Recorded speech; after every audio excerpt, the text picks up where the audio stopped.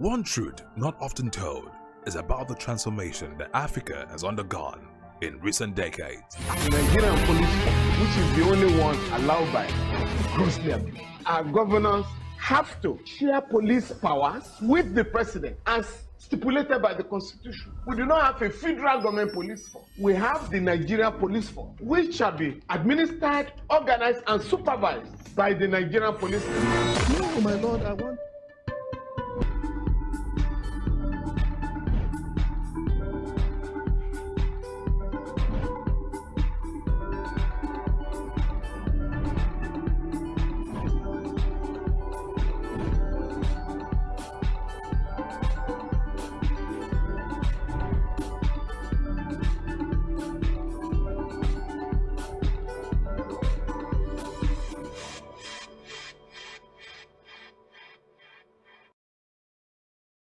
It's 2 days to the end of the first quarter of 2023. If you haven't squashed any goals yet, obviously today is a good day to start. Good morning and welcome to Rise and Shine Daily. My name is Janice Cobham and I'm super excited to be back at work. Welcome.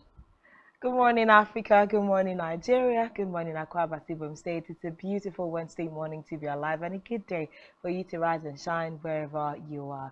My name is Iyorcha Ayu, and of course, a big reminder for you to be a part of the growing community and also join the conversation across all our social media platforms. Like, share, comment, turn up the notification bell on your YouTube channel so whenever we are live and you are on the go, you can still catch up with all of our programming. Also do well to call us on the phone lines that will be displayed on the screen. When the floor is open for you to make your contribution, feel free to send us WhatsApp and text messages. I think it's also a good day to say if you want to have any form of communication with us or you want to get to reach us, please, our social media handles are also on the screen. Please do make use of that and that would be awesome.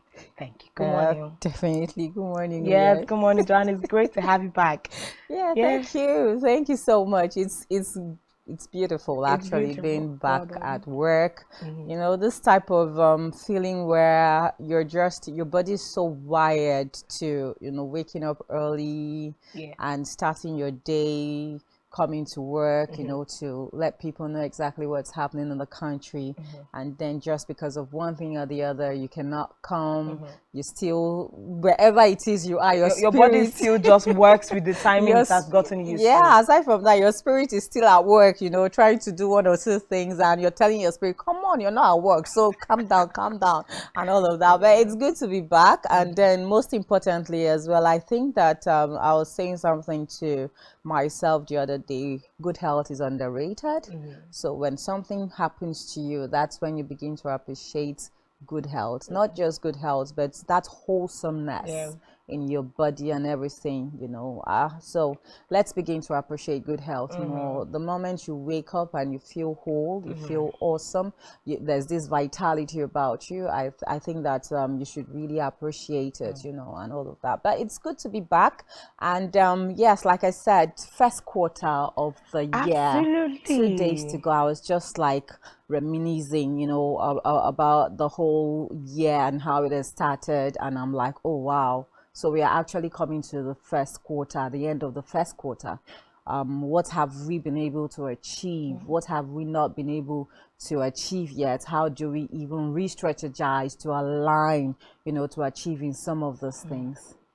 That's a lot of thoughts. You know, I didn't even know. I knew that the first quarter was ending, but I have not sat down to calculate it that way. And you know, you bringing this up is definitely going to make me go back and do some homework, because I mean, the first quarter is done, and like we always say, you need to push when you need to push, because before you know, the year is already done.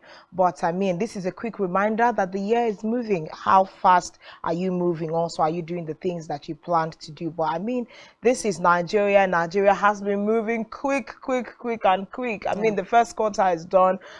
We are done with the rounds of elections that were, you know, we had to hold in the year 2023, and a lot of changes here and there. I mean, I think that was last week or thereabouts, the president assented to about 18 bills and they became law. So Nigeria as the country, whether we say it's moving forward, the country is moving forward actually. You know, decisions are being made every day that is affecting the whole country. As of now, I think the naira scarcity has abated a bit. I think I was trying to do a withdrawal yesterday and from the POS machine, and I heard it's now 100 naira for 1,000 naira, and I was like, whoa, that's good. Are we ever going to get back to using 100 naira to withdraw 5,000? The same question I asked the POS operator. I'm like, okay, so when will we ever come back to that point? But I think we will come back. Okay. The cash circulation is just more like in trickles, because the other day I was talking to somebody from Calabar and they said, oh, there's money now in Calabar, even though some people were still asking where exactly in Calabar is the money.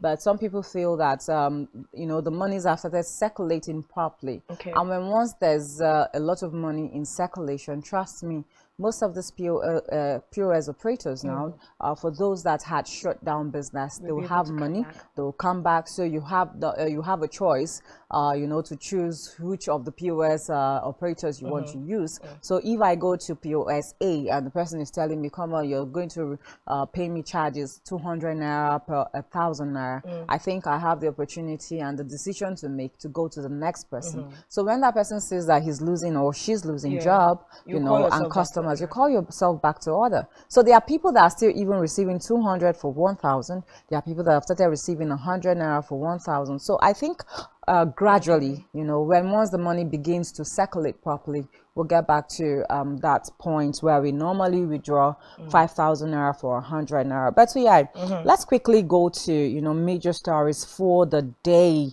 And today seems to be the birthday of the president-elect, talking about Bola Ahmed Asiwaju Tinubu. And he's supposed to be 71 today, actually. And I know that a lot of things have brewed, you know, the conversations around his age again. But let's find out what exactly is happening to Bola Ahmed Tinubu and his 71st birthday celebration. Obviously, Bola Ahmed Tinubu is saying that the country needs to be prayed for, as he has cancelled his 71st birthday colloquium and instead fixed prayers for the country. Of course, to mark his 71st birthday, the president-elect said he's directed that special prayers and Thanksgiving service be held on Wednesday, which is today, March 29, 2023, instead of the yearly birthday colloquium. His spokesperson Tunde Rahman said in a statement Monday.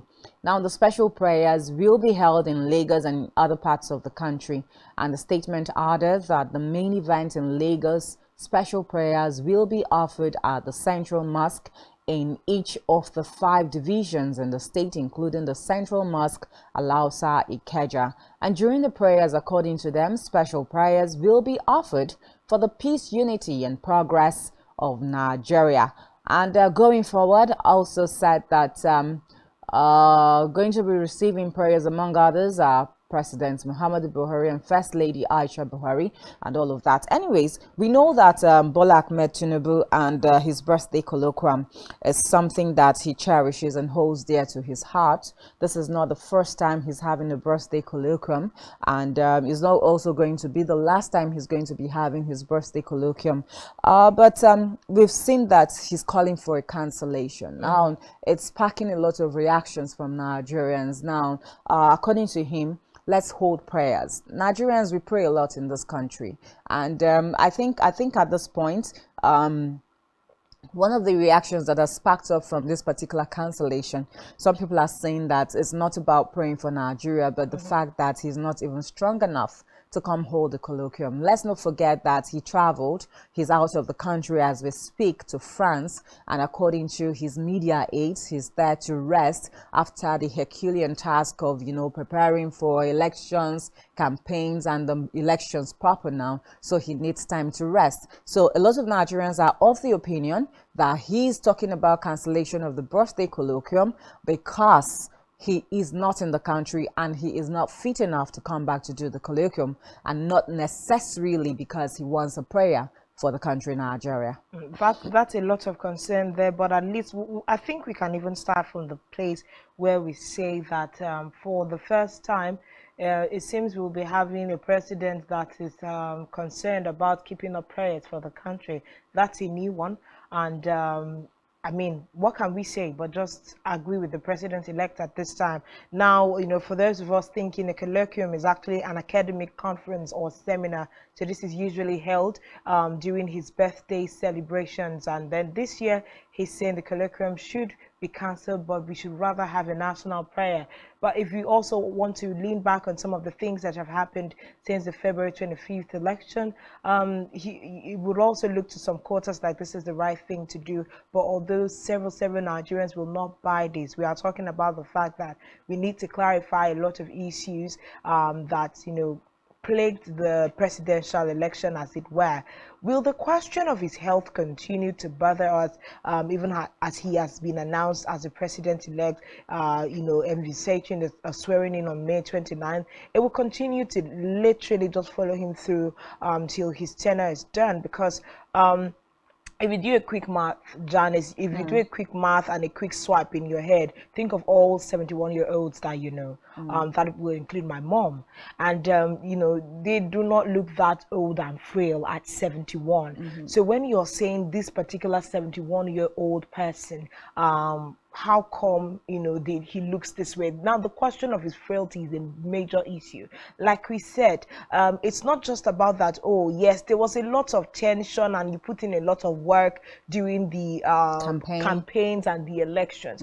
But like we said, are we already starting out on the footing of medical tourism? You always have to fly out and go and rest in another country. Okay, yes, agreed, you should rest. What happened to your Nigeria home? And what happened to having medics in Nigeria come up and check you? It's okay at that age to always have, you know, frequent checkups to be sure that he's doing okay.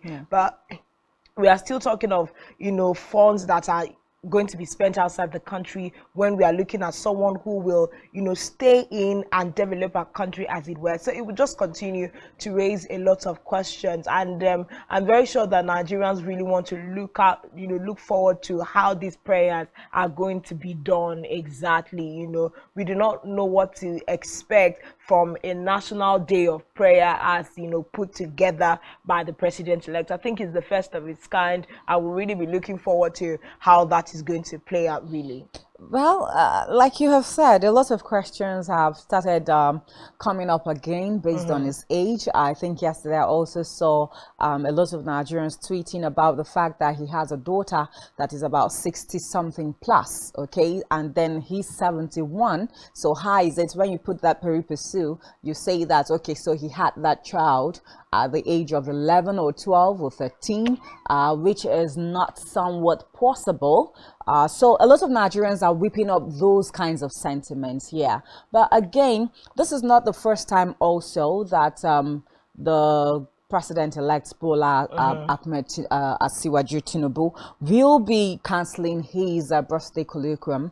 This is supposed to be the 14th birthday colloquium of the President-elect. I remember also in 2022 he cancelled the 13th because of the Abuja-Kaduna train mishap that happened. So for him, he was, sharing his condolences with those that had been captured, and because of that singular act, you know, he had to cancel his birthday colloquium.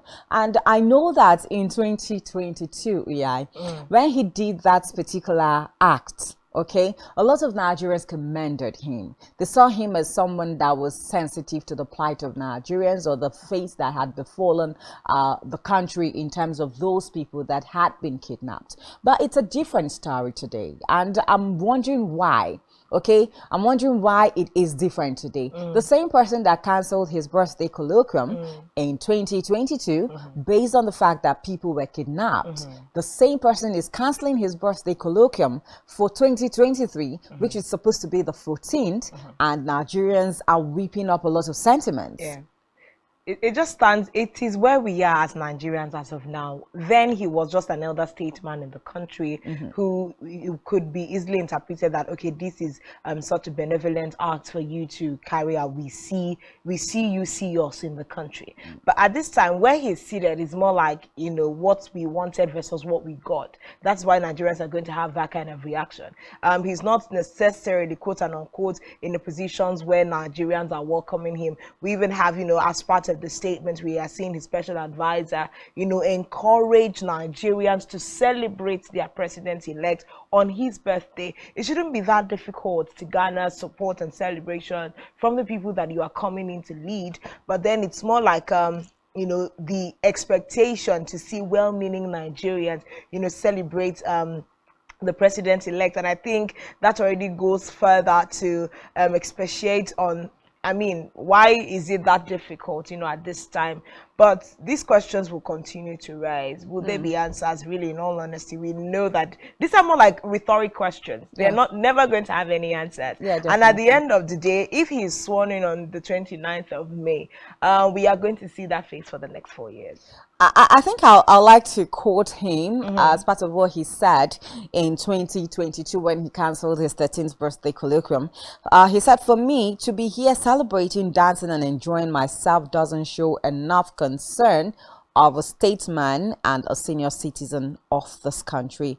This event should not be holding. I have consulted with the people you see around me here, and they've agreed with me, and being a very highly committed Democrat, I have given myself to their suggestions, and they agreed that this event be cancelled." So I don't know at this point the people he met with, you know, to agree that his 14th birthday colloquium be cancelled. But again, do we actually need prayers in the country? I think that's another question a lot of Nigerians are asking. The angle where Nigerians are concerned. Do we need prayers in a country like Nigeria? We pray every day. Oh yeah, you prayed in your house this morning before you came out. I did a prayer in my house this morning before I came out. And I'm sure people have different ways they commune with their God, what for life to be better for them and their families, and by extension, the country and the states. Okay, so do we need like a day set aside for us to go to churches, to mosque, for us to go and pray for God to do this and do that for the country, Nigeria, and then we come back and we still have people, you know, telling you that Lagos is their own, and if you don't come out to vote for a particular political party, you should just stay in your house. So it's contradictory here. Okay, is it prayers that we need? Or alongside whatever prayers we are making, we should also have a conscientious attitude towards the things of governance, towards making sure that, okay, we are governor-elect, or we are president-elect, or we are House of Representative-elect. We have a task of governance. We have a task to serve the people. I think that when we do the right things, we do not need to go and sit down and be praying. Well, at this point, raising that question is more like, would we have preferred a colloquium to actually educate Nigerians and educate our political elites? Maybe just find a topic of conversation that will, you know, further educate us. I mean, we could have the likes of Mahmoud Yakubu in the colloquium. If we have, you know, people from the international community that they look up to, you know, come and give some kind of, you know, education, like you're saying, strategy for governance as we are going in. It might have even been a welcome idea. But, you know, as a nation that is actually multifaceted, when we're talking about religion, we will not say that prayer is a problem. Prayer is welcome across board, but we're saying whilst we pray, let's be able to add it with, you know, strategies, with policies, with public servants that are willing to work. Because I think something we forget about all of these people that are elected into offices is the fact that they're public servants that are there to serve the people. It's not like you know, just turn into certain small celebrities and people just have to run around when you are there, and you are never paying attention to the people that elected you. You have motorcades longer than life, you know, and all of that. You absolutely become inaccessible to people. Sometimes you do not even have idea of what is happening. I mean, we have the president of the Federal Republic, President Muhammad Buhari, who oftentimes when things are happening, he will tell you he doesn't have an idea that those things are happening, you know. So education will play a really big role at this time, and we cannot, at this time really play down the role of prayer. But of course, this prayer that is going to be holding today to mark the 71st birthday of Bola Ahmed Tinubu is actually a multi-religious prayer galore today. So I think we are going to be seeing Christians pray, we are going to be seeing Muslims pray, we're going to be seeing African traditional worshipers. I think I'll still bring you back a little bit. Now, what is the prayer for? It says the peace and unity of the country. Yeah. Now, when you're saying the peace and unity of the country, let's juxtapose it with all the religious sentiments that we've been going through in recent times. Let's even put it side by side with what happened in Lagos, where till this morning as we speak, the president-elect we've not seen any statement where he has come out to scold somebody like Misiluri Akinsanya, who instigated some kinds of religious, violence in Lagos State. So when you're saying that we should pray for the country Nigeria, for the peace and unity, I think that we need to start with our own behavioral change before we even start praying. Because when we do the right things as citizens, I'm happy he mentioned last year that he's an elder statesman of the country. So when you're saying pray for the unity and peace of the country, I think that we should better off start off with ourselves, our attitude and our change. What are those things that we say in public? Is it inciting? Is it something that would tear the country apart? When we do all of that, I don't think that we have to come and sit down and be giving special prayers for peace and unity of the country. I think Seriously. Another card that is being played is the fact that this same religious card is what we are using to divide ourselves, and it's the same card we also use to attempt to bring us together. So it's more like there's a confusion about what we want to use these tools for. Today, religion is a problem. Tomorrow, it's the umbrella that you want to use to unite people together. So it just reeks of hypocrisy to a very large extent, and but well, Bola Ahmed Tinubu has said today there will be no colloquium held in honor of his birthday as usually would be done, but today he'd rather have Nigerians and Nigeria pray for the peace and unity of the country as a mark of honoring him on his 71st birthday. Of course, he's not in the country currently. He's resting, somewhere in the world from the stress of the campaigns and everything. And of course, maybe in the coming weeks we'll begin to see more of him in Nigeria, as it were. Yeah. But of course, there's still more conversation. And then again, he has a right also to celebrate his birthday whatever way he chooses to. Oh yeah, of course. So if he chooses to cancel his birthday colloquium, it's perfect for him. If he chooses to call for a national prayer, that's his own. We still say happy birthday to him today. It just shows us that more as we go on, if announced sworn in May 29, we're going to be expecting more national prayers held by our president in time to come. I think that's a new twist to that particular office, and it's welcome. I mean, no, I think for him, he thinks that at this moment, okay, let's not forget that this is not the first time he's tilting towards that angle. He had come up with a statement, I think sometime last week, where he's saying that Nigerians should sheath their sword, forgive him, and see how we can work together. Something push around for healing. it. Yes, healing, right? So he's still in the process of asking Nigerians to pray for healing and all of those sorts. So we hope that when he becomes president, sworn in by 29th of May, we'll begin to see governance and not prayers. Instead, that's a lot. We saw the likes of William Ruto in Kenya come under a lot of fire for praying a whole lot in his first few days in office. His wife held prayers, and they would always come under fire for these kinds of things. There are some people that say, oh, the prayer is a welcome idea. Others are just like, go ahead and give us good governance. So at the end of the day, really, you will not be able to satisfy everybody. So like you said, he wants national prayers. National prayers is what he's going to get. But then more conversations around Tinubu at this time. Of course, he was announced that was on the 26th or 27th now of February as the president-elect of Nigeria by Professor Yakubu Mahmood, chairman of INEC. And now we hear the president of the Federal Republic of Nigeria, Major General Muhammadu Buhari, retired yesterday, saying Nigeria would experience effective governance under the administration of the president-elect Bola Tinubu. He noted that Tinubu had the political pedigree and experience to achieve this by May 29, when he would take over the leadership of the country. The president said this in a statement issued on Tuesday by his special advisor and media and publicity, Femi Adesina.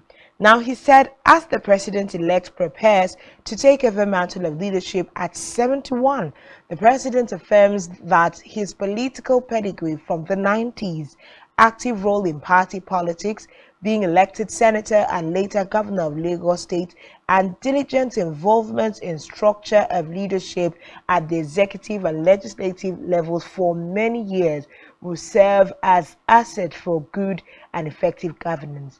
Now, President Buhari believes Asiwaju's warmth, friendliness and generosity has set the pace for a network of friends, home and abroad, that will shape his presidency with requisite expertise to guide the economy and consolidate on the investment of past leaders, particularly in people first development and infrastructure.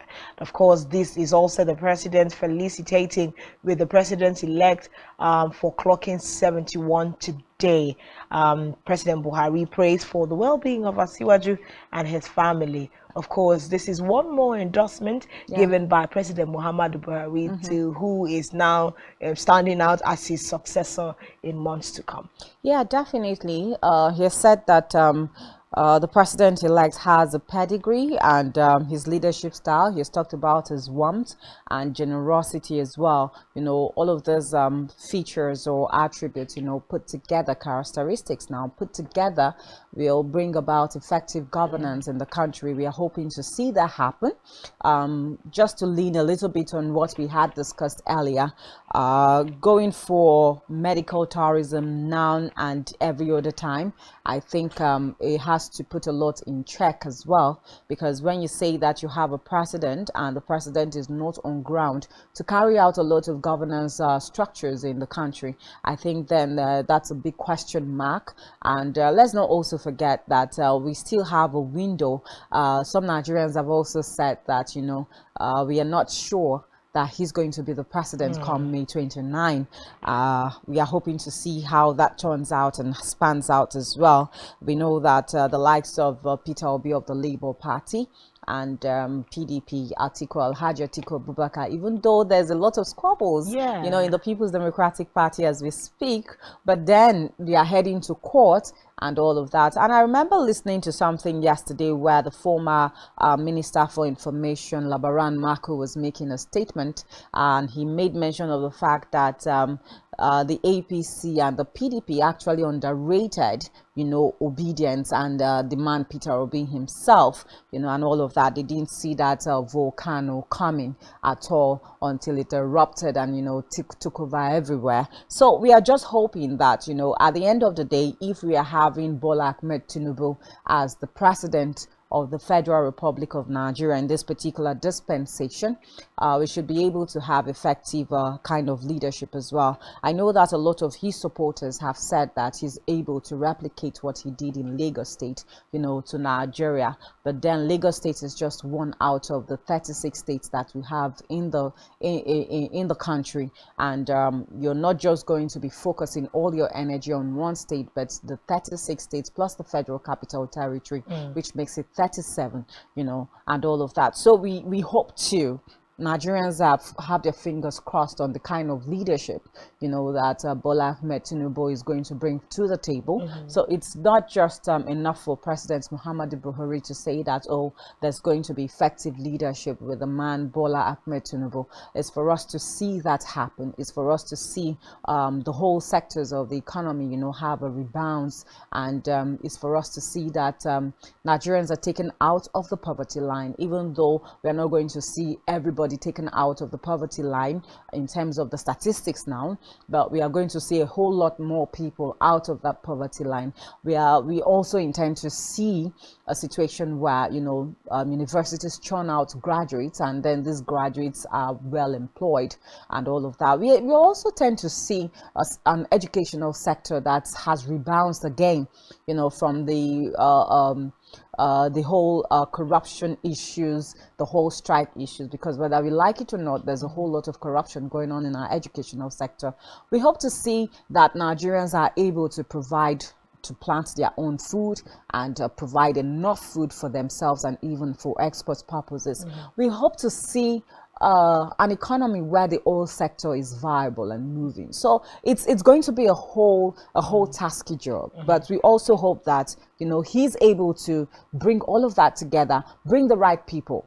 So we don't also hope to see in terms of appointment now. I think that's one other area that, you know, we've started seeing a lot of squabbles. This one saying it's my turn to become the Senate president and all of that. So we hope to see round pegs in round holes. So if they're saying that this is a commissioner or a minister for education, it should be somebody that is fit enough to be there. Let these appointments be on capacity, let it be on merit, and not just because I want to give somebody, because someone did something for you during the election. Exactly. Or provided buses for women to come for the rally. So I have to give the person an appointment as there's how I'm thinking of putting it, but more like we say thank you, you say for a thank you and all of that. So there's just a whole lot on the table right now. We know that there's also the talks on him, you know, continuing on the achievements of this particular administration of President Muhammadu Buhari, but we need to see him break out of that, you know, and then carve his own niche for himself, so that when he leaves office after 4 years, or even if it's going to be after 8 years, I think Nigerians should point out and say that yes, this is what he was able to achieve as President of the Federal Republic of Nigeria. So we are looking at a hope for reformative policies and structuring, because I think that's the basic thing. You pointed out something. We may not be able to bring everyone that is below the poverty line, but if we have structures and policies in place, we are looking at a transition that can happen over time, and people will be able to find their footing. And something else that you said that is worthy of notice, even if everyone does not become, you know, a thousandaire and a millionaire, but that Nigerians are able to plant their food and, you know, grow it and eat. Basic amenities is what we're talking about. Healthcare and all of those things are things we are looking forward to. And President Muhammadu Buhari has pointed out that Bola Ahmed Tinubu has, you know, a healthy network of people, and he's friendly. I'm looking forward to him employing all of these and making sure that Nigeria moves forward. It's more like, you know, a presidency that is not widely believed in Nigerians, believed in by Nigerians. So it's going to be an administration that you have to work double the time to prove yourself that although you were not wanted, you had, you know, something in mind to do for Nigerians, and then maybe at the end of 4 years they can actually look back and say, oh, it wasn't as bad as we thought. But if you come and then serve them just as people thought you are going to do, then that's going to be a problem. We are like seeing President Muhammadu Buhari now trying to do a lot of verbal padding for Nigerians to be able to warmly accept the president-elect. We do not know how that is really going down with Nigerians, but fingers crossed. May 29 is still about 2 months away, and there's a lot going on in terms of tribunals. Like you said, there are insinuations of a probability of the swearing in, but we do not know how that is going to play out. But like he said, it's time to pray. It's time to look into the groundwork, basically. It's time to look into the groundwork, and let's hope that Nigeria will get to the place that we want it to. But a big rest to all of the stories around Bola Tinubu, but it has to be a very big happy birthday to, you know, the president-elect Ahmed Bola Tinubu from the staples of Rise and Shine this morning, of course. But then Mary Joseph is on standby to bring us tidbits of global news, and then when we return, there's more conversations that we need to break down on the show this morning, so don't go away.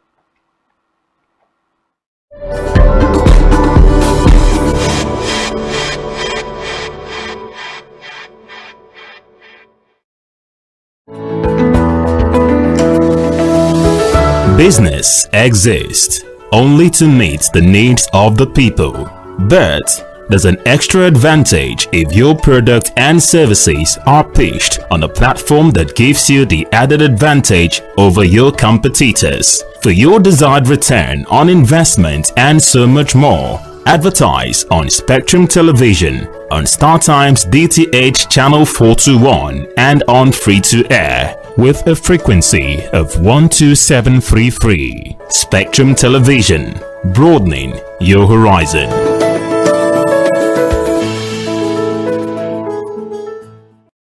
Nigerian police, which is the only one allowed by grossly abused. Our governors have to share police powers with the president as stipulated by the constitution. We do not have a federal government police force. We have the Nigeria Police Force, which shall be administered, organized, and supervised by the Nigerian police. No, my lord, I want to say something. I want to say something here. Perhaps it might also enlarge the scope of people who should be invited here for examination. My lord, if we cannot find those who literally murdered Abiola, who are those people who could be said to be the beneficiaries of the death of Abiola? Rogers has linked you with some of the killings he did. He never did. He linked you with the attempted murder of Hebrew. He did not. My lord, the matters council is leading the evidence in our matters. Is this an adversary proceeding? It's not, my lord, but we can't be talking about cases which are in court, Is my this lord. an adversary proceeding? It's not, my lord. These cases are in court, my lord. I'm just reminding your lordship. My lord, sorry, my lord, I think I'll be in cross-examination. Legally Speaking, a program that deals with legal issues and questions we face as citizens of this amazing country, Nigeria. Legally Speaking. Join us every Friday from 5 p.m. to 6 p.m. for Legally Speaking.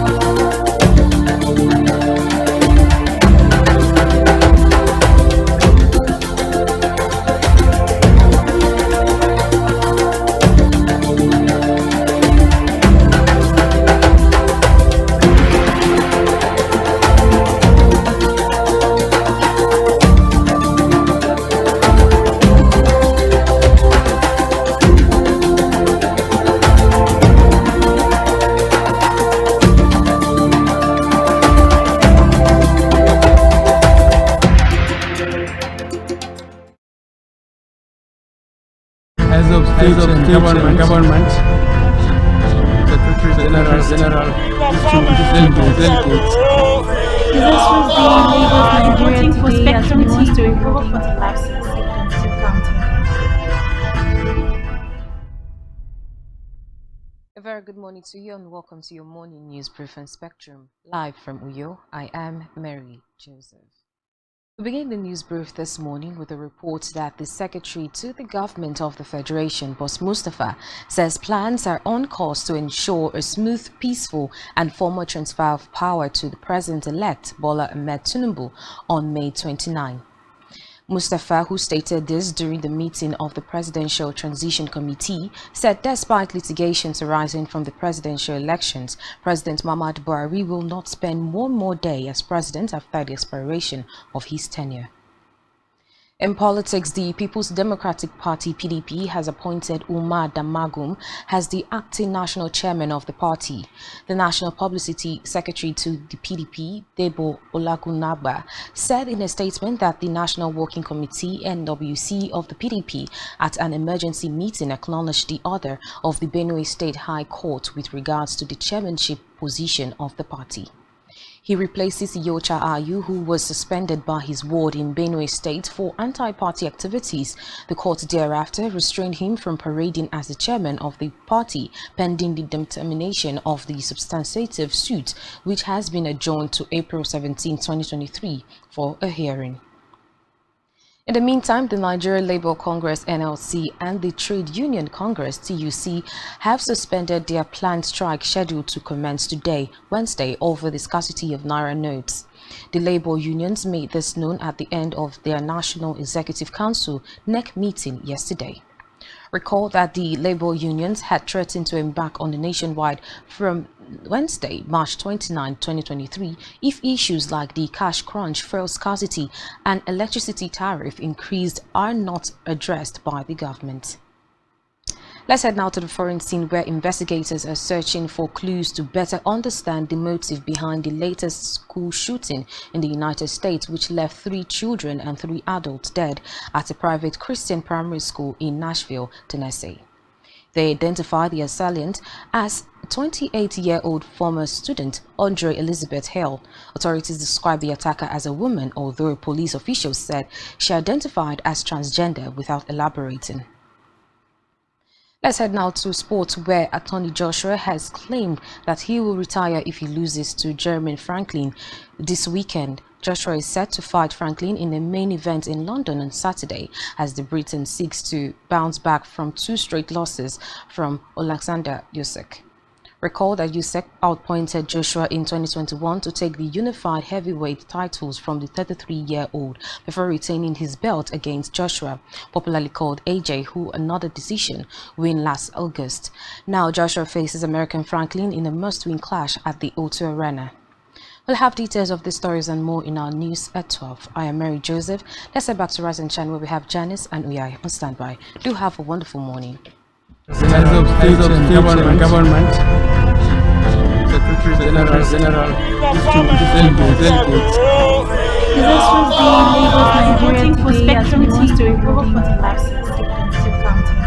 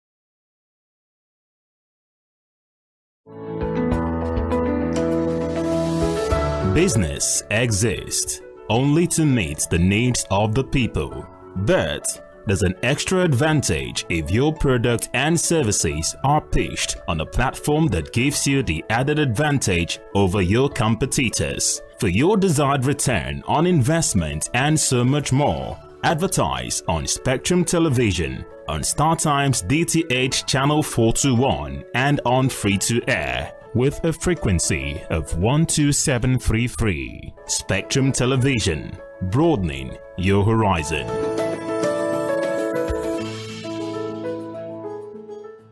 One truth not often told is about the transformation that Africa has undergone in recent decades. Africa is shaping its own destiny and should be referred to as the African opportunity.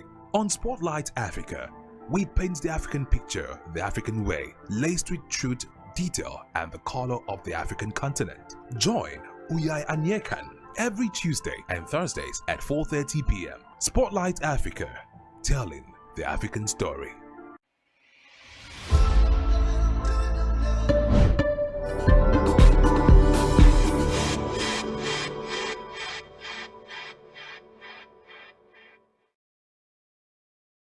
All right, welcome back. It's still Rise and Shine Daily, and we just came off the news brief desk with Mary Joseph telling us tidbits, or rather giving us tidbits about global experiences. And if you're just joining us, let's give you up to speed with some of the major conversations we've had this morning. Of course, the President-elect Bola Ahmed Tinubu is 71 today, and as he normally does, he always has a colloquium. Today is supposed to be the 14th edition of that colloquium, but he decided that he was going to call it off so Nigerians can actually pray for the country, for the peace and unity of the country. And away from that, we also talked about the fact that the President Muhammadu Buhari has also said that Tinubu will give Nigerians effective leadership. And I'm sure that Nigerians are also looking forward to that particular time as well. Fingers crossed now to May 29th, where there will be a formal swearing in of the president-elect. But let's move up now to something else. Let's look at the papers. What do the papers say this morning? And that's on Daily Spotlight. So Daily Spotlight is next.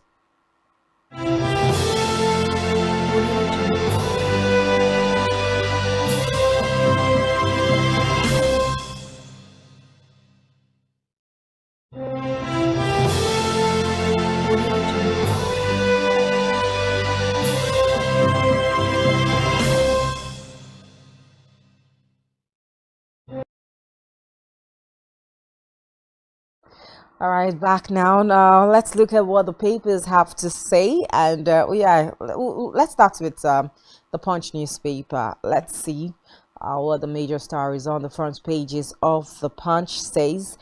It says suspension. Obviously, we were expecting that to happen. Ayu heads for court as PDP appoints acting chair. And the writer to that story says Ayu wants court to overturn suspension and Damagum to run party pending judgment. PDP recorded worst electoral outing under Ayu embattled chair, weak, gone for good. A statement there by G5. You can find that story on page 2. Moving forward, federal government's $22 billion loan request rejected. From reps, you can find that story on page 30. Zenith Bank grows gross earnings by 24% to 945.5 billion naira. Of course, for details of that story, it's on page 31. 1 dies, 7 injured as fires got Lagos markets. Serious issues in Balogun market. Every other time fire seems to be got in that particular market. I think that a lot of checks should be done at the Balogun market, but you can find that story on page 4. And moving forward now, rampaging Ogun kidnappers kill 2 and abduct couple. Quite a sad story. Moving forward, Ramadan, Yobe reduces working hours for civil servants. For details, you can find on page 41. We also have court cases can't and won't stop handover to Tinubu and Shetima, a statement there by the federal government. For details, check page 20. Stop fuel subsidy, revive refineries, Pengasson tells government. And page 30 is where you get that story.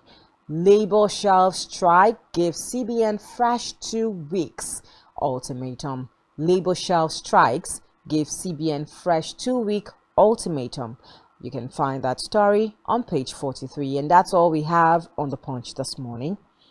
Okay, moving on from there, we'll just go straight to Daily Sun.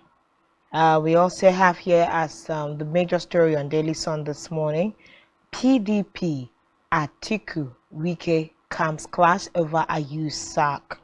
Damagun takes over as acting chairman.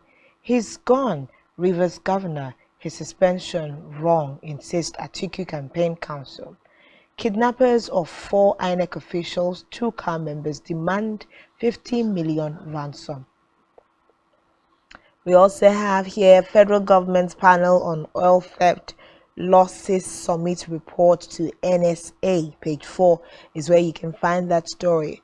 Obi task LP senators, reps elect on selfless service will make a difference through them, says Abure. Page 27. Great.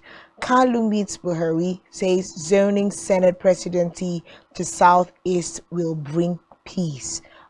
Page 26. Buhari inaugurates oil drilling project in Nasarawa, says exploration in Middle Benue through will lead to greater prosperity. Okay, Senate passes bills to extend implementation of 2022 budget. Page 26. Zenith Bank grows gross earnings by 24% to 945.5 billion in 2022. Nigeria records 784 confirmed Lassa fever cases, 142 deaths. Page 29. We also have here Imo Anyanwu, now PDP sole candidate as Iyorcha withdraws from race. Page 27, and that's all we have on the front page of Daily Sun. Okay, we check our next paper now, and that will be the Nation newspaper. And the Nation says that the big story here says Buhari Tinubu well placed to perform as president. Of course, we've talked about that particular story before. And the writer says President lends torrents of encomiums for President-elect at 71, prayers to hold in Lagos. Okay, and then we also have Ayu steps aside as PDP national chairman, and the writer says NWC, which is National Working Committee, appoints Damagun to act. Wike his gun. Okay, we also have that Pengasson's canvasses petrol subsidy removal, and police appoints DIG to promote 24. Okay. Police appoints DIG, promotes 24 to AIG. Labor shelves plan strike over Naira scarcity for 2 weeks. And that's all that we have on the front page of the Nation. Move now and take our very last paper for the morning, and that will be the Nigerian Tribune. Big story on Nigerian Tribune this morning says PDP crisis. Are you out? Damagun in. Wike celebrates. The NWC is set to review suspension of Shima, Anyim, Fireshare, others. Meets today. Iyorcha withdraws from PDP governorship primary in Imo. Otham withdraws case from tribunal, begs for forgiveness. We also have here Labour shelves planned strike, gives CBN 2 weeks to make Naira notes available. Page 11. 7 injured as fire got buildings in Balogun Market. We also have here nothing will truncate handover of power on the 29th of May, says the federal government. Tinubu nominates Kebbi Governor Wale Edun into Transition Council. CSOs to INEC account for 400 billion spent on general elections. In my words of addition, before you ask for 3 billion to go and defend the cases. Of course, great move there. We also have here Afenifere sacks 2 principal officers. Let's see, can we read this? This own statement against Iyorcha describes presidential poll as sham. Zenith Bank again records 24% impressive double-digit growth in gross earnings. And that's all we have on the front page of Nigerian Tribune. That's all we also have for our papers today. Okay, fantastic there. Great stories on the front pages of our national dailies this morning. Quite interesting ones. I was also expecting the Ayu story to grace all the front pages of the national dailies this morning. And like the papers say, Ayu is heading to court. We see how that pans out as we speak. But as he goes to court, we also have Damagun, who is acting in his stead. And you know that yeah, this has been like a serious challenge, and this is the major reason why we have a G5 group out of the People's Democratic Party. And whatever it is, you know, that has become of the whole PDP issue or shenanigans, I think that the court asking Ayu to step down at this point in time, the question is, what effect will that be having on the People's Democratic Party? They have lost out of the elections already, and the accusations majorly, you know, is from the fact that Ayu is playing anti-party. Yeah, playing anti-parties now. But again, when we look at this issue properly, I think there are some quarters that are arguing of the argument that, look, the local chapter now of Benue State cannot be the ones to be filing a suit against Ayu for his removal, and the court should not honor that. It is just the National Working Committee that has, as stated by the you know, the Constitution of the People's Democratic Party, that it is only the National Working Committee that has the right you know, to be able to remove a national chairman, and not necessarily from the ward level of the PDP, that is of Benue State now. But all of these conversations obviously is what we are going to be opening the phone lines for Nigerians at this point in time. Please do well to call us on the phone line being displayed on your television screen. Let's have your thought concerning this. Labour Party sheets their sword and gives CBN another fresh 2 weeks. That's to NLC. be able, NLC now, sorry, to be able to, like, you know, pump more cash into the country, into the system. How will that play out? Why is it taking you know, the Central Bank of Nigeria this much time to be able to pump money? And why does it need to have, why do we need to be going on a strike first, Labour shutting down the economy of the country just because they want to drive their point straight? So all of those things are really issues, you know, bothering us as a country at this particular time. A lot of questions, and when we're looking at Iyorcha Ayu's issue, we know that fundamentally, like, you know, we'd always say politics is grassroots. It always starts from the ward level first off before it drives all the way up. But we also have a problem of how our policies are constructed. How do you have in the same, you know, constitution at the same time the fact that someone can be sacked at the ward level, and then you say some persons cannot be sacked except it's for the NEC? So this is still an intra-party problem, because at the end of the day, it is only the PDP executive that will be able to say this and this is what our constitution says and this is what we are going to go by. So it's largely a big major problem within the People's Democratic Party at this time.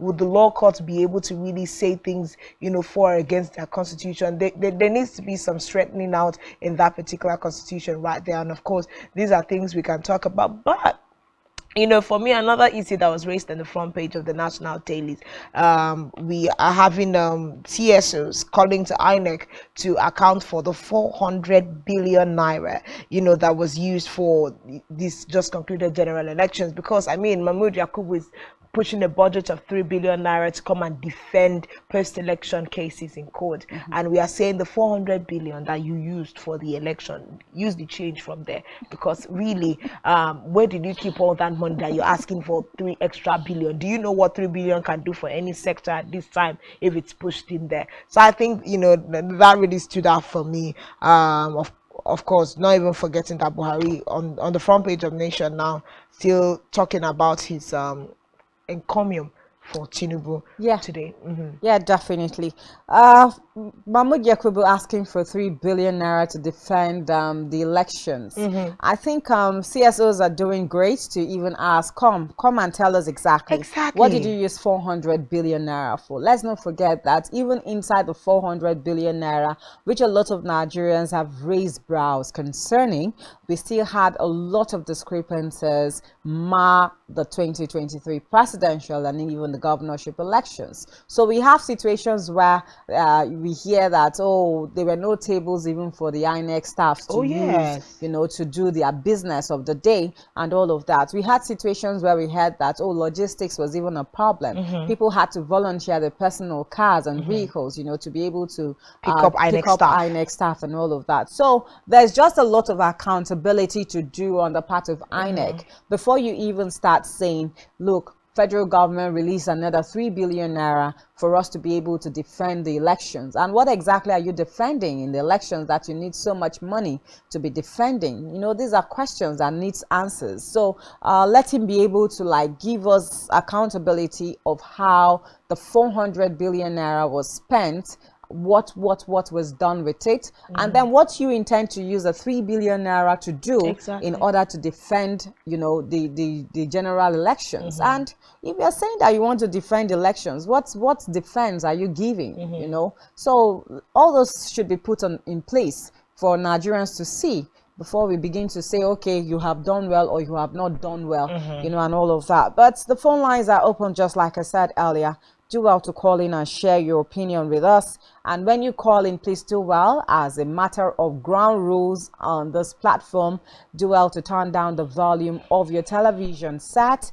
And then again, be short and very concise. Go straight to the point with your opinion, okay? And we'll have you join us. And if you were not able to get us on phone, please do well to send us WhatsApp messages or text messages to any of the numbers being displayed on your television screen, and we will definitely read it live here on set this morning. So do well to call us. Let's know your thoughts. What do you think about the suspension that has come for Ayu under the People's Democratic Party? Of course, the paper said he's heading to court to actually contest that particular action there. But I think that we have a video of what Wike was trying to say and taunt Ayu. So we'll just take that video very quickly now, and then we come back right into the different conversations that we have on the front pages of our national dailies.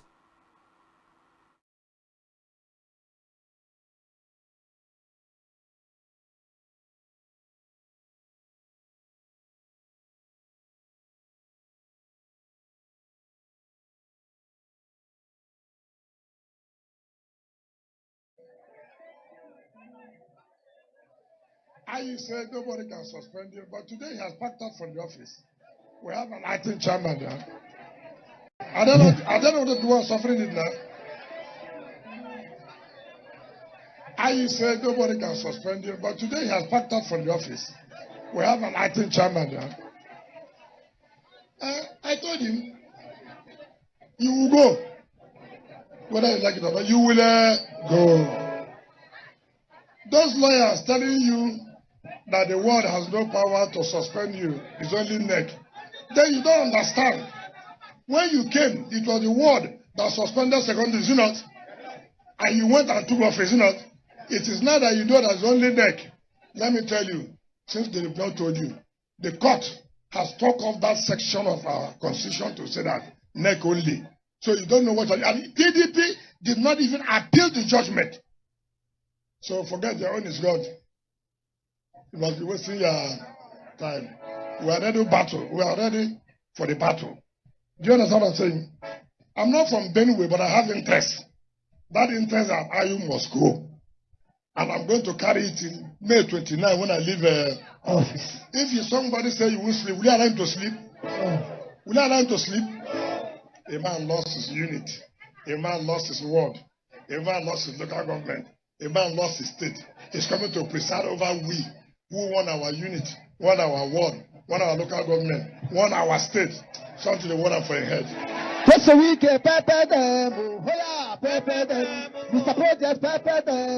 Man lost his local government.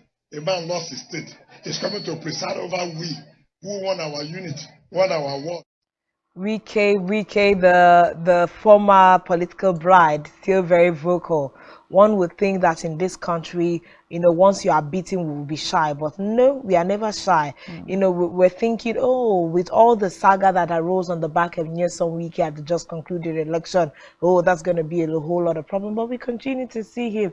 He's still, taking center stage, even with the PDP internal crisis at this time. And, of course, like you rightly said before that video was aired, it's more like him taunting Iyorcha Ayu. You thought no one could take you out of the seat, but here you are now. There is an active chairman of the People's Democratic Party. But I was, I kept wondering and asking if the People's Democratic Party, or even the likes of Iyorcha Ayu, or even the G5 governors, as at the time, knew that his ward could move what do they call it now? Move a petition for him to be suspended. Because I'm like, why did they have to wait to this time? What is the mix? What is this clause that we are not seeing? It's more like a last card that was held till this time. What effect is it going to have on the People's Democratic Party, having seen that they've already lost at the presidential election? So this is, quite a big twist in the whole PDP crisis at this time. Benue, his ward, Iyorcha Ayu's ward in Benue State, actually pushed for his suspension, and it's beginning to cause a lot of uproar. Atiku Abubakar, of course, is in support of him, and they had said they are going to probe the suspension. Him himself, Iyorcha Ayu, raised an angle that no one else can suspend him from the party apart from the NEC. But this is Wike on the other side saying you didn't see this coming. Yeah. I think there was something I saw that some Nigerians also raised, the aim of Dr. Iyorcha Ayu's removal. Actually, when we look at even the G5 governors and everything, it was so there should be like a balance, right? Now, the next person that is standing in for Iyorcha Ayu is also a northerner. So don't we think that the whole removal thing and the whole South, let's strike a balance, is forfeited at this point in time? Because if we are saying that, okay, the G5, they are for integrity, they stand for unity and integrity, and they wanted a balance, because we definitely cannot have a presidential candidate under the People's Democratic Party in Northerner, and then we have a vice president elect, or rather a vice presidential candidate, a Southerner, right? And then we also still have the national chairman of the party, a northerner as well. I think that was the argument of the G5 governors, and that's why they were pushing for the removal of Ayu. Now, Ayu has been suspended and has been asked to step aside for someone else to, take over the mantle of leadership of the national PDP national now. So why are we not having, that active chairman? Yes, that active chairman be a southerner. We're still having a northerner. So what's the essence? Will Wike, just like he's taunting Ayu now, will he again say that, okay, begin to push for more troubles now and say that, okay, let's see how we can remove this other person and bring in a southerner?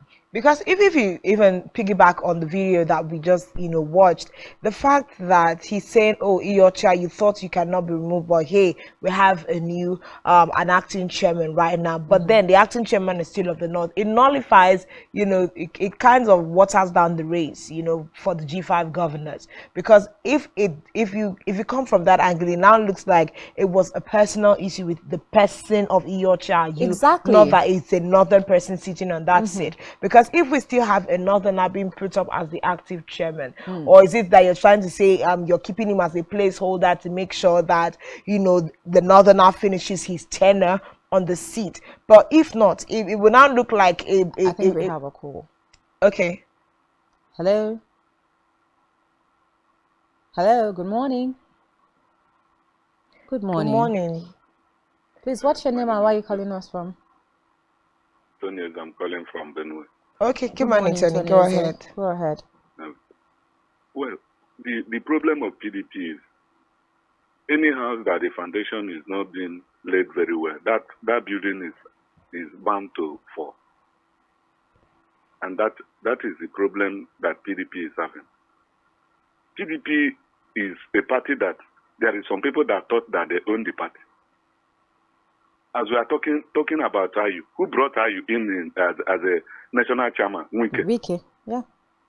The same Wike, because Ayu didn't play to his own way. Wike said Ayu should come down. Uche Secondus, who brought Uche Secondus? Wike. So PDP have been having this problem for a long time, right from Audogbe and so on, and Ken Namani. So many of them, there is people that owns that party. A particular little group in PDP owns it, and they do anything they want to do at any time. I think it is right that if PDP want to get things right, let them know that PDP is supposed to be for all the members and not for few individuals that has a personal interest.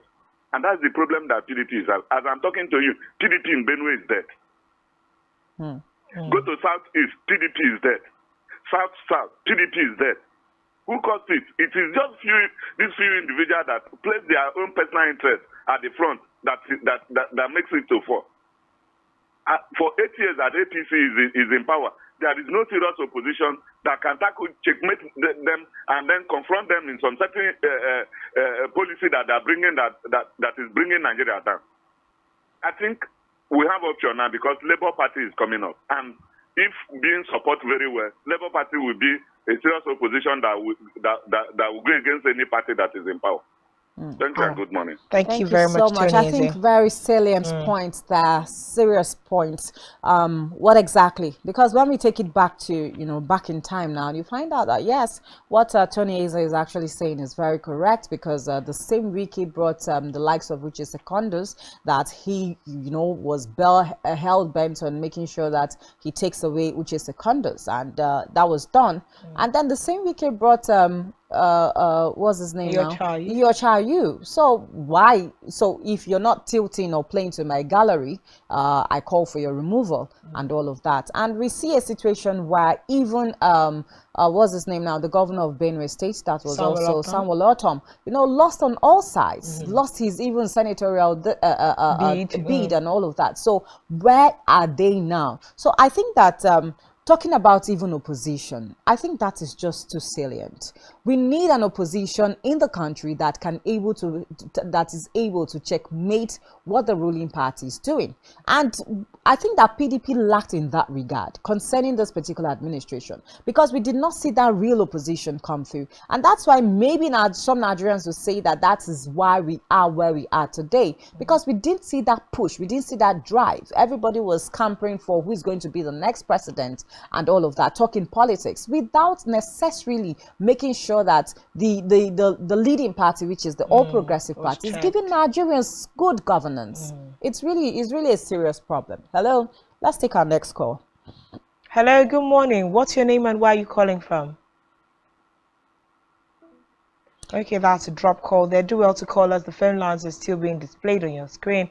If you have a problem getting across, please do well to send us WhatsApp or text messages, and we will, of course, handle your issues on the floor of Rise and Shine this morning. Of course, several issues coming out of Nigeria from pages of our national dailies. The suspension of Iyorcha Ayu from his PDP ward in Benue State seems to be taking front burner of this conversation this morning. The crisis in the People's Democratic Party seems to have eaten deep into the fabric of the party.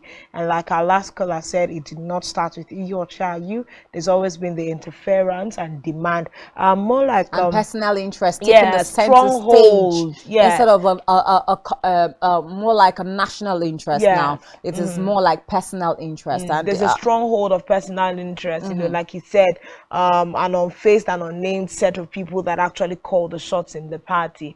And like the allegations of the likes of Nyesom Wike, where you bring someone in and then you probably try to call some shots and then they rebut it, and then the next thing you are the one calling for a removal. Yes, it will not even give you the ground to work together to have a national, make progress nationally, like we saw in the just concluded cycle of election, as it were. Let's also even bring it back again to some of the allegations, particularly the anti-party activities that, that has been alleged against the Iyorcha Ayu. And but looking at it side by side now, it's, you know, the outcome of the elections, him losing in his ward, in his local government, in his state and everything. So I think it goes a long way to show that, come on, if you can lose in those very critical zones, even your ward, if you do not have a grip of your ward, then what exactly are you national? What influence do you have? Do you have? That means you don't even have an influence in your ward, in your local government, and in your state, and you want to come and have Oversee an influence, oversee work. national matters. I think it's quite serious. Of course, there were also allegations that in terms of like party dues, I think in over a year, Iyorcha Ayu hasn't paid, and then you are the national chairman. And also allegations was raised against him during the March 18 gubernatorial elections that he didn't vote. So those are some of the things that sum up as the allegations of anti-party activities, you know, that he indulged in, and that of course his ward is pushing for his suspension from the party. And not also forgetting that the PDP in itself has been pushing disciplinary measures and suspension for a lot of its members. The likes of Samuel Othom was directed to go to disciplinary committee, Anyim to, you know, quite Fayoshe, you know, there's a number of people. So there's a lot of... But now I'm thinking, when there's this much internal crisis within the big boys, the stakeholders of the party, where are they going to get the collective energy and collective wisdom to go to court and try to talk out their stolen mandate? I mean, their president, shall candidate, has said he believes the mandate was stolen from the People's Democratic Party. They also believe that they won the elections and they want to move to court. At this time, I believe it will be where we should have all hands on deck, all the governors, all the elder statesmen. Let us look into what the discrepancies were during the election. But then you have that as an issue on one hand, and then you're having the People's Democratic Party trying to discipline members back and forth.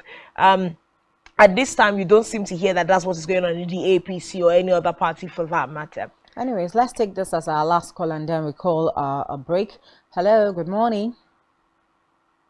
What's your name and where are you calling us from? I'm calling from Lagos. My name is Akachuku. I just want to say hi to Stefana. Good morning, Akachuku. Thank you. I just want to say good morning and kudos for your good work. Thank you very much. Over there. Thank you so much, Akachuku. Yeah, I don't have more to say. We will continue to be praying for Nigeria to better for everybody. All right. Thank you very much. All right, thank you so much, Akachuku. Just like the president-elect is saying, let's keep praying for the country, even as he suspends his 71st birthday colloquium now, which is supposed to be the 14th edition. But I think at this point, I will just take a very short breather and try to connect with our guest and then see how we can unravel more on this PDP issues and crisis and how this will be affecting the People's Democratic Party first as an opposition party, and even as they move to court to regain their stolen mandate according to them. We'll take a breather, and when we come back, of course, we'll come back with our guests. Just stay with us.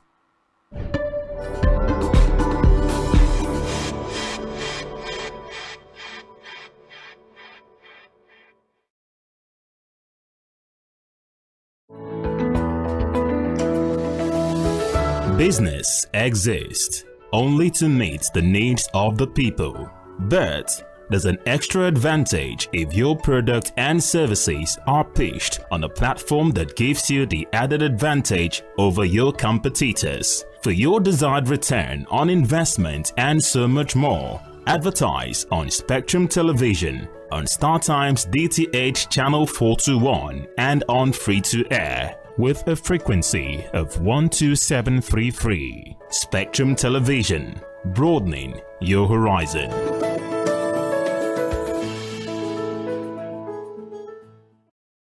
Nigerian police, which is the only one allowed by grossly abused. Our governors have to share police powers with the president as stipulated by the Constitution. We do not have a federal government police force. We have the Nigeria Police Force, which shall be administered, organized, and supervised by the Nigerian police. No, my lord, I want to say something. I want to say something here.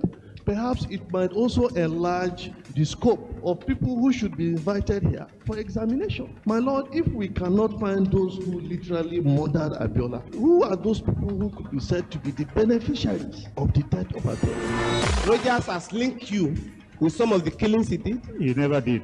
He linked you with the attempted murder of Hebrew. He did not. My Lord, the Matters Council is leading the evidence in our matters. Is this an adversary proceeding? It's not, my Lord, but you can't be talking about cases which are in court, Is my this Lord. an adversary proceeding? It's not, my Lord. These cases are in court, my Lord. I'm just reminding your Lordship. My Lord, sorry, my Lord, I think I'll be in cross-examination. Legally Speaking, a program that deals with legal issues and questions we face as citizens of this amazing country, Nigeria. Legally Speaking. Join us every Friday from 5 p.m. to 6 p.m. for Legally Speaking.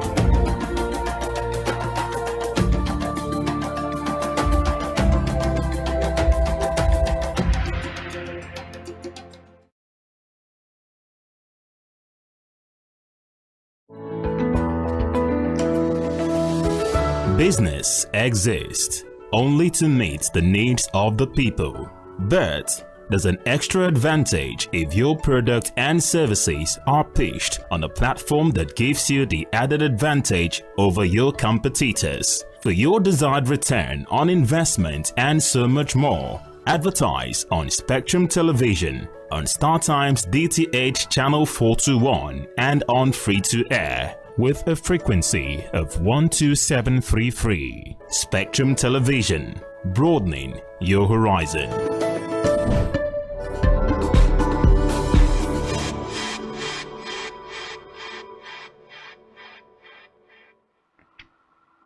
All right, welcome back. If you're just joining us, this is Rise and Shine, your early morning breakfast show.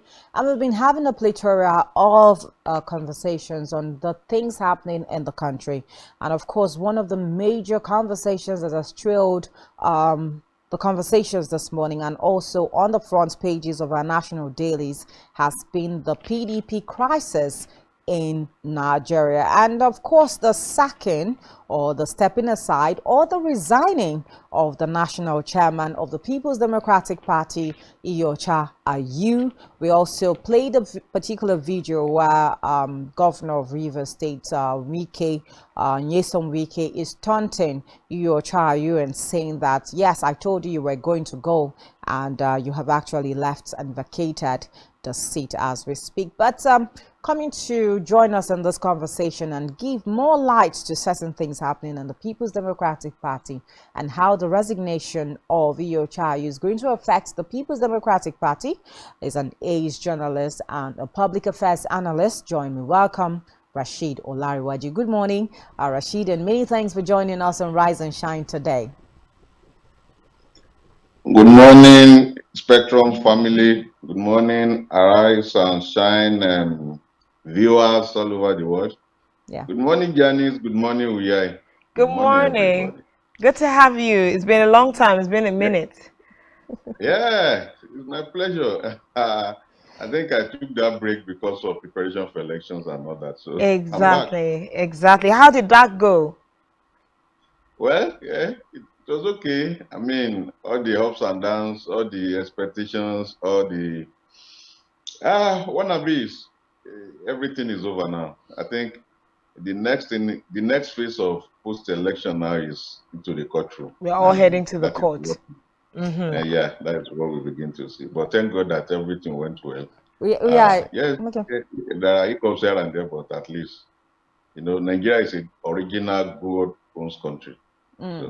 So, and then it seems to be like a mantra right now that once you're dissatisfied with anything about you, so just go straight to the court. Let's head to the court. It's like the mantra in the country. So yeah, if you're dissatisfied with anything, please go to court. Let's head to the court.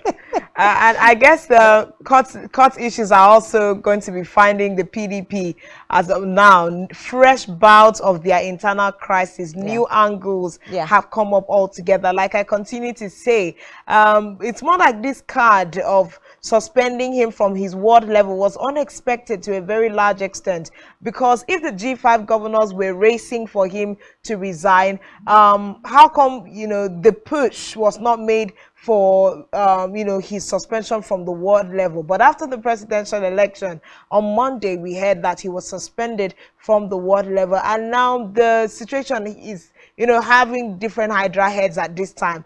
But what does this stand to mean for the People's Democratic Party right now? How does it look like in there? Well, to start with your opening statement, I think it was expected, except for those who have not been following the tradition and trajectory of the whole issue. If you listen to Nyesom Wike of Rivers State, I think 4 days ago, openly he said that they are happy, and I think that statement, if you listen to him very well, you will know that they were planning something. He said they were happy that Iyorcha Ayu presided over the colossal, in his words, election of the PDP. That if he had gone before the election, it would have been same. If not because of him, if he were to be the PDP chairman, superintending over the conduct of the election, PDP would have won. So now they have lost, then the battle has just begun, according to him. Yeah. So if you follow him, you will know that it's something they've been planning. And as they are planning, I think PDP National Headquarters is planning too. So the matter now becomes who acts fast. And if you follow Wike and his judiciary antecedents, you know that it looks like a master in that area. It looks like a master in that area. PDP is actually in for trouble now, except they come in quickly to intervene, because it's an internal matter and they should call everybody together. The problem they've had since after the primary in Abuja has lingered too much. And I remember we discussed it even on this program a couple of times, that except they quickly look into this matter, it may cost them a whole lot of things. And it has cost them, actually. I mean, they've lost the election now, and the G5 are happy. They are celebrating, even though some of them individually was part of the casualty. But again, if you listen to Wike, he has said it for umpteen time that those who fight for freedom are not necessarily the beneficiary of that fight. So they are fighting for tomorrow, according to Wike. Now, out of 5, 3 of them are casualty now, and two of them succeeded in a way. In my view, I think it is better they come in-house quickly, ensure that whatever the issues are, they should resolve it amicably in-house, or else we are going to see beyond what we are seeing. Now, do you also think that it's possible for them to solve this issue in-house? Because you rightly said, that it's taking too long. Let's not forget, all of this started after the presidential primaries that happened last year. And if up until this moment, the PDP has not been able to put their family together, to put their houses together, then I think that maybe for some reason they are not ever going to be able to put it together. Because there's also the argument, that the G5 were of the opinion that the national chairman of the People's Democratic Party should rather be a Southerner. That was actually the point where they were pushing for Iyorcha Ayu's resignation. Okay, so as it is now, we have what's his name now? Damagun, who is not even a Southerner. So don't you think that also the objective of pushing for a Southern national chairman is also forfeited? I think it's just one step at a time. The position they are now is actually in line with the provision of their constitution, because once the national chairman resigns, the next person to act should be the deputy national chairman from the national chairman's region, which is what Damagong is doing now. But moving forward, like I said earlier, they need to come in-house and solve this matter amicably. The G5 are still in for surprises, I can tell you. They are those who are wounded. Yes, personally they are wounded, but they are still in for a lot of things. And within the next 2 months or so that they still have as a sitting governor, they are ready to do anything. And 60 days is too long in a political decision-making arena. I mean, pushing for South. I told somebody even long before now that once elections are over, the next thing the Wike group will be doing is to ousted the national chairman, ousted Atiku, ousted anybody that against them, and they now install their own national chairman. If care is not taken, you may end up seeing a polarized PDP. I mean, I've told somebody, and I'm not just saying it. I'm saying this based on the information available to me and based on my political observation, especially within the PDP sector. So, if they don't come together and accept their blame games and accept that as a political party, they need to move forward in a united force, I think there are a lot of surprises to see. The Wike group will not concede. They won't accept until, according to them, they have the Southern government. I think among all the things they were asking Atiku to do, all have gone now because of the losing of the election. The only thing remaining now is to produce the Southern government. And I think, in my view, they are in for it, and they may likely achieve. Okay, I think we should bring back history a little bit now. A caller just called us and reminded us of some certain things when you want to follow the story of the People's Democratic Party. And it brings to mind the fact that it could be just for some very selfish reasons. Now, let's look at Wike as a person. He brought Uche Secondus, to be the national chairman of the PDP some time ago. And in 2021, he was pushing for the removal of Uche Secondus. and that happened. And then he brought in Iyorcha Ayu, and just because for whatever reason he's pushing the fact that the presidency comes from, you know, the north, and so the national chairman should come from the south. But beyond that, don't you think that the man Wike and the other governors that constitute the G5 are working on more selfish reasons than of national interest? Well, I think it left for the PDP and the family to decide that. You don't forget that as politicians, their interest is always their first concerns. This is not the first time, according to the history you are talking about. If you go memory lane, from Adu Ogbe to what is this name of this former senator, still from Benue, who later moved to APC, to Bamanga, to Vincent, to Bulafort, to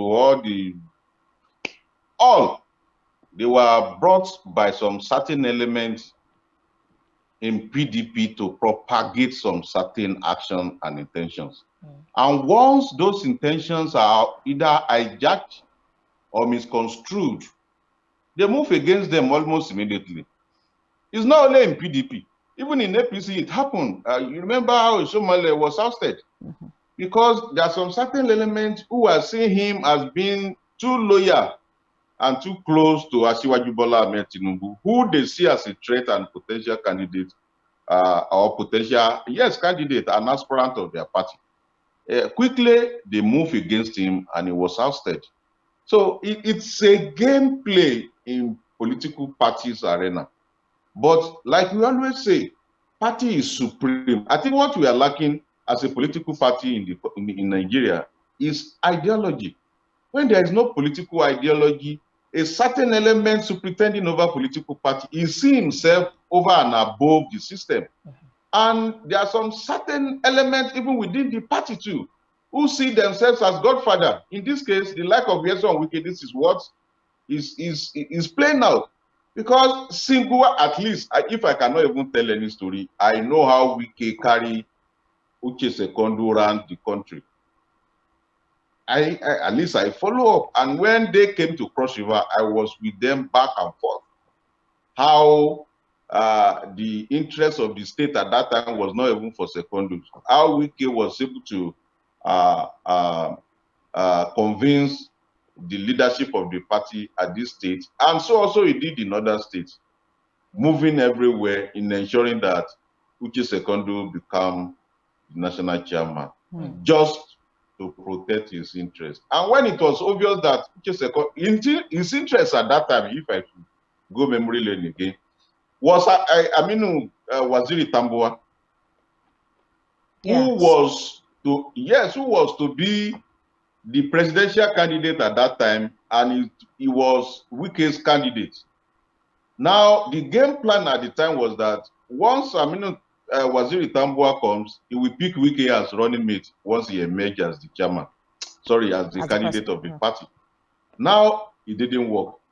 And as it did not work, after they lost that election, they went back and discovered that, the primary, and discovered that Uche Sekondo was actually working for Atiku Abubakar against their own personal interest. And from that moment on, the problem started.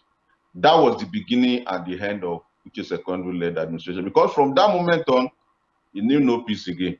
Now, after that, they were looking for somebody who they can bring from the north, knowing that Wike is interested in contesting that election.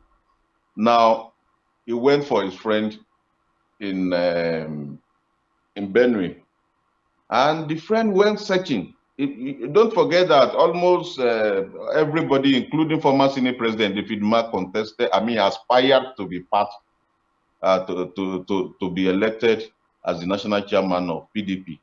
But because they don't want somebody who has structures on ground one, who is strong financially, and somebody who cannot be bent. And that was why they went for Iyorcha Ayu. Iyorcha Ayu was almost unknown politically at that time, unknown in quotes, because nobody seems to be talking about him again. apart from referring to all the So, past offices he has obviously now we are looking at a situation where politicians, because of selfish tendencies, will just bring in somebody, you know, to occupy a particular political office, and if Just the so they person, can- yes, if the person is not keeping to the tenets of the agreement, they begin to call for their resignation. But then, yeah. speaking of party supremacy, Yeah. Rashid, we see that here the argument is that his ward in Benue State has, you know, suspended him. I mean, pushing for his suspension. But then, Iyorcha Ayu himself also has come to respond that his ward does not have the capacity to suspend him from the party, that only the NEC has that right within the constitution of the People's Democratic Party. No. I think Iyorcha Ayu means the point. I can say authoritatively that that statement wasn't to the consent of Iyorcha Ayu. Maybe the spokesperson did not actually know how party politics is run, and especially the provision of their own constitution. When Iyorcha Ayu, we all know that politics is local. You can't be anything except you go back to your wards, to your local government, and to your state. It's an hierarchy thing. From your ward to your local government, to your state, then national. If you want to be removed, it comes from that hand too. How did Uche Secondary remove from office? Is it not through the ward level? He was suspended from his ward level in Rivers. In another party, even Adams Osomole, how was he removed from the office? It's from the ward level. So I think the spokesperson of the ousted PDP national chairman goofed. When I saw that statement, I knew that they were going to capitalize it and make something out of it. I think he goofed. And this is a clarion call that anybody you want to appoint or select to be your spokesperson should be somebody who is familiar. You can even deliberately in a political jargon say this is that, null and void. I mean, read that statement very well. You see that he was just galloping. The opening statement was that they didn't have that right to suspend him except national, because he's a national officer. Another line, he said those who gathered to even pronounce that suspension were not from his word. There are, cacophony of people that were gathered by the elements of the state apparatus to pronounce that suspension. I mean, you could see the galloping statement in that manner. What are we saying here? What we are saying is that the word actually has that right to either appoint, suspend, elect you as a party officials. It depends on the hierarchy, even up to the national level. And the same way, that same word can call for your suspension, can call for your withdrawal, can call for your sack at any time. So I mean, we've all seen now. So after the word suspension, the next thing they did was to go to the local government, and from the local government they went to the court. So even the state even hang off as if they know nothing about it. You and I know that it is the state apparatus that are actually in charge of this thing, and even from some influences from the likes of Wiki and the like. So basically what we are trying to say is that except we have political party that is broad-based and ideological based, then we will continue to see these shenanigans that we are seeing. It's not good for our democracy, I can tell you. Yes, definitely. But let's come even to the allegation leveled against him. Is it enough to say that he was involved in anti-party just because he could not win his ward level, his local government, and his state? Is that enough to say that, oh, this person was involved in anti-party, and so because of that, let's call for his resignation? They must actually attribute something to that suspension. So it's just a way of calling a dog, giving a dog a bad name in order to hang it. So they used that opportunity because, like you rightly put now, he lost his polling unit, he lost in his ward, he lost in his local government, he lost the state, he lost both House of Assembly election, he lost the governorship, he lost the National Assembly, both House of Reps from his constituency and Senate from his constituency. He lost everything, as in everything. Whether it was deliberately or it was a calculated attempt towards this particular scenario that we are seeing or not is another thing entirely. But I think it shows that some of these Abuja-based politicians will overrate them too much. Politics is local. You can't be Senate president except you are elected as a senator from your senatorial district first. You can't be the Speaker of the House of Reps except you are elected as a member of House of Representatives representing your constituency first. You can't be a minister if you do not belong to a local government and a state. The constitution of who to become a minister of the Federal Republic is very clear. You must belong to a state. So all these are lined up, and they are procedural thing that's needed to be known and followed. But once they get to Abuja, they relocate to Abuja, they take their home in Abuja, and they believe that everything happens in Abuja without giving back and coming back to their constituencies and their local place. This is what has played out. Whether they calculated it, whether it was deliberate, whether truly it is not popular in his state, in his local government, in his ward, and even his polling unit, he won nothing.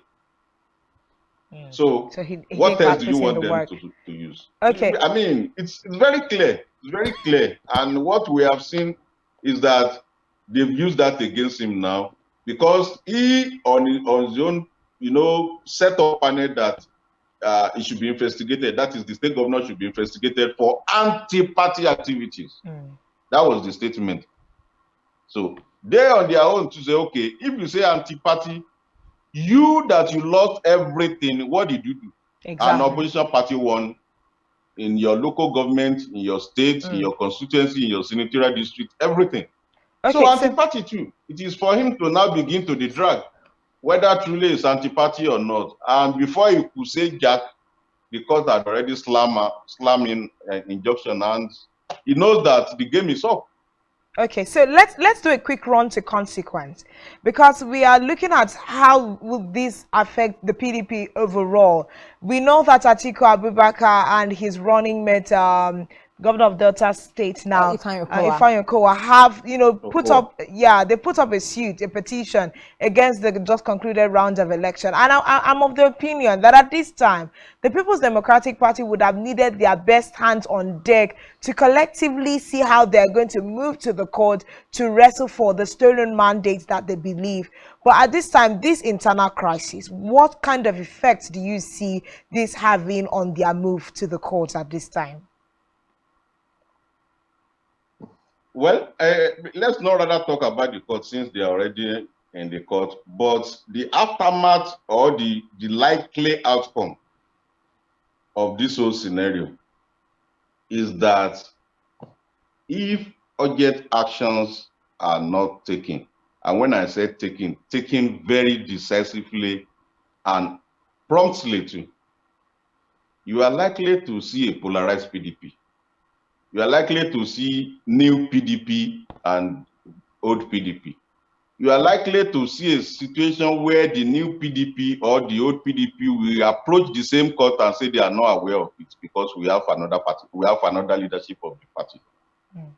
It has happened before.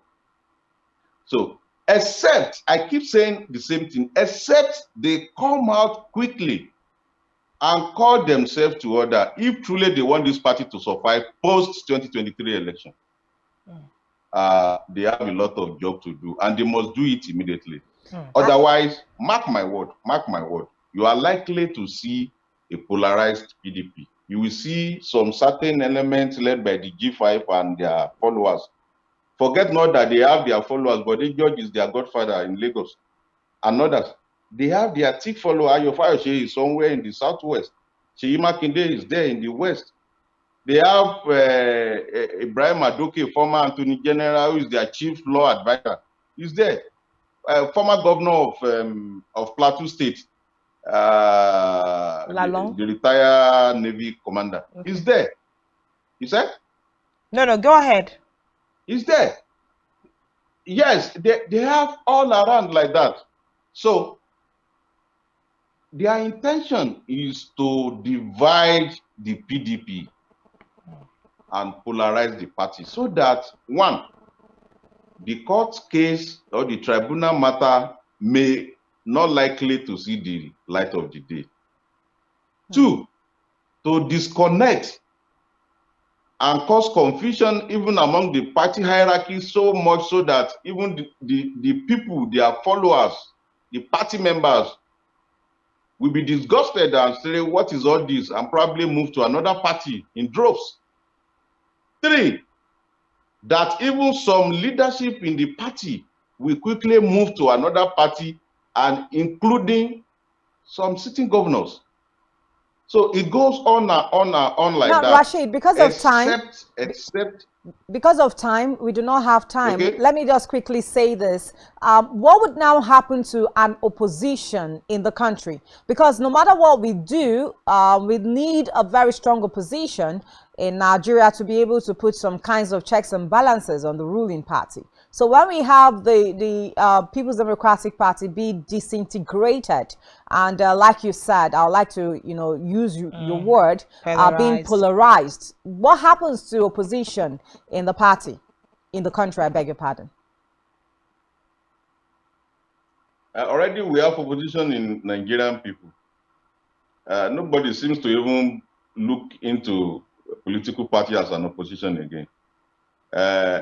Whether you call it obedient or the youth after election now, we have the ordinary citizen of this country who are going to be following the government activities and their manifestos back to back, and from that moment take on the government.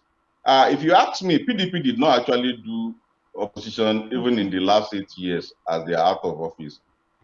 If you recount your memory back when ACN, APC, in fact, AC, ACN, APC were in opposition.